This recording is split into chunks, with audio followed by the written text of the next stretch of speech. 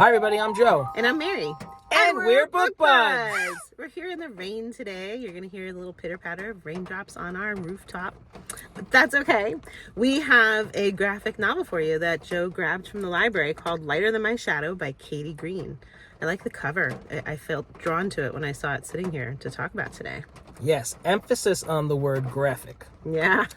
Because I was just searching through the library at the graphic novels, and I just came across this. Now, this is hefty. Mm-hmm. This is a big one. Like, I think it's like almost 400 pages, possibly. I had to talk about this because this book is so special in a few different ways, and it's also, you can learn from it, and it's also a little traumatizing. It's upsetting. This is all about the author, Katie Green. Now, this is the special part about it.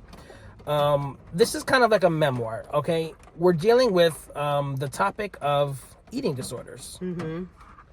So this is a book all about that, how it started from when she was a young girl at the table, when, that age-old scene when your parents are trying to get you to finish your plate, and she just couldn't or did not want to from like a young age.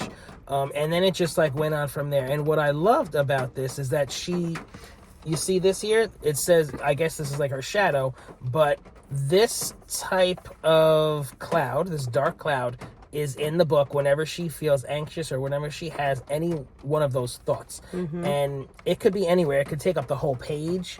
It could just be above her head. Let's see if I open it up. Is there anything on this particular page? Right, so it's kind of like this. Various sizes, like I said. See that? And it could be very small, or it could be huge. Mm-hmm. And so that's how you know that she's like in distress. So I flipped through this right before the video, and there are definitely some graphic scenes in here. She had some really traumatizing things happen, and it's all drawn out for you there. I didn't realize when I was leafing through it, though, that it was a memoir. Wow. Yeah, so this is a true story, and what is awesome is that, the author is the illustrator, so she, created this book. Mm. She wrote it, she drew it. She must have cried all through it. Yeah, I'm hoping that this was, a really good release of some sort for her therapy. So I love that. I love that she was able to come through on the other side of her illness and just create something beautiful. It is beautiful because we all need to look to the stories of pain, right, to get through our own. And now this is like her story. She has a publication. She has something to reach out to the masses and to hopefully help other people. Mm-hmm. So that's the beautiful part.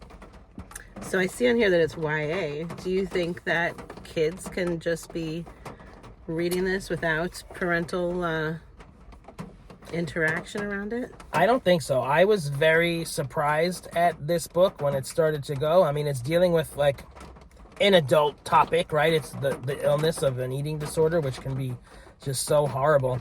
But it's very graphic. It is. At one point, she goes to this unconventional therapist, and he winds up molesting her and touching her inappropriately, and that's all in here. It's all illustrated. And there's also she talks about kind of relationships with guys or whatever, and she kind of puts in here if they try, if they once attempted to have sex and they put it and it didn't go well, and then I guess it happened, she was successful down the road with it, and it's she puts it all in here. Mm-hmm. So there's a lot of graphic adult content in here. Mm-hmm. So I'm not really sure that it's YA. I'm a little surprised. Right. I feel like if you have a kid reading it, you have to kind of if you're an adult recommending it, you have to carefully select the child that you're recommending it to and then follow up and then process with the kid, to be able to see it.